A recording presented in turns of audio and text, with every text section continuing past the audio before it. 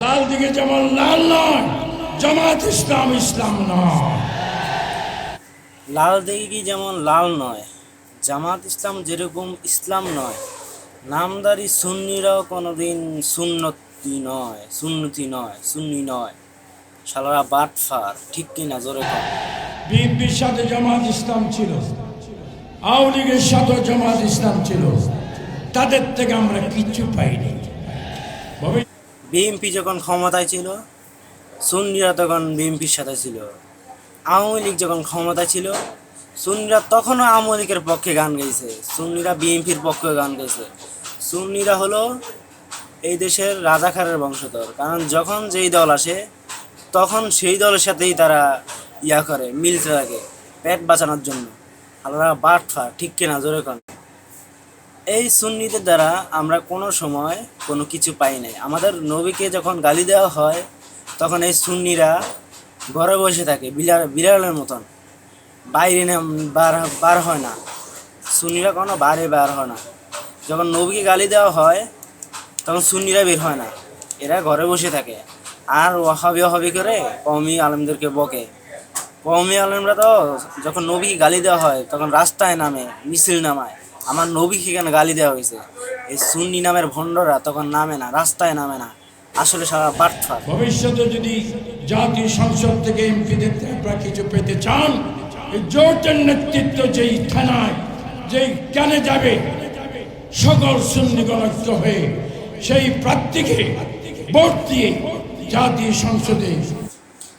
আপনারা বিশ্বাস করেন আর না করেন, এই সুন্নিরা কখনো ক্ষমতায় আসলে, যদি রাষ্ট্র পরিচালনার ক্ষমতায় আসে, কখনো দিন কায়েম করবে না।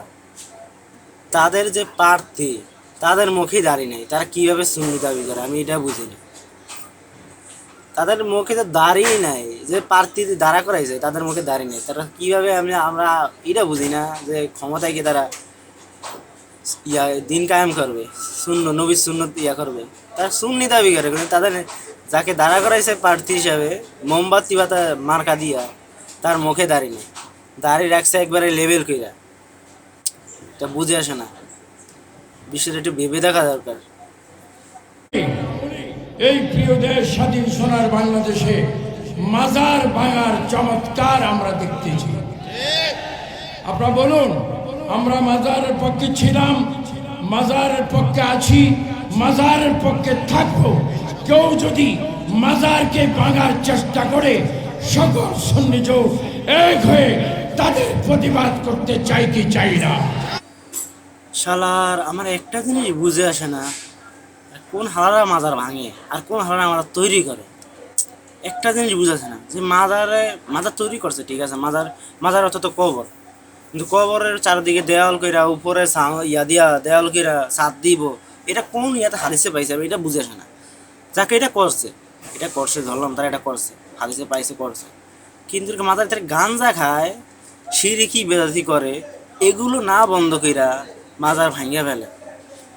আর এরা সুন্নি দাবি করে মাজারের পক্ষে করে, তো এরাও তো বন্ধ করতে পারে এই যে গাঞ্জার টিকু তাইলে তার মাজার ভাঙে না। সেই জায়গায় শিরকিয়া বন্ধ করতে পারে, সেটা বন্ধ না কইরা যারা মাজার ভাঙে তাদের বিরুদ্ধে লাগছে। আরে বেটা, আগে মাজারের যারা গাঞ্জা খায়, যারা শিগিরি কাম করে, তাদের আগে এটা বন্ধ কর, তারপর আইস মাজারের পক্ষে গান গাইতি, বুঝতি? আবার বাটফাররা মাজারে যে গাঞ্জা খায়, সেটা তো তোর মনে হয় পার্সেন্টেজ পাস, টাকা পাস, আমার তো মনে হয় এইটাই।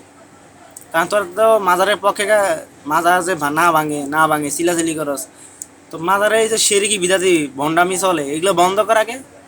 ভণ্ড দলেরা আগে এটা বন্ধ কর, পরে মাজারের পক্ষে গান গাইছে।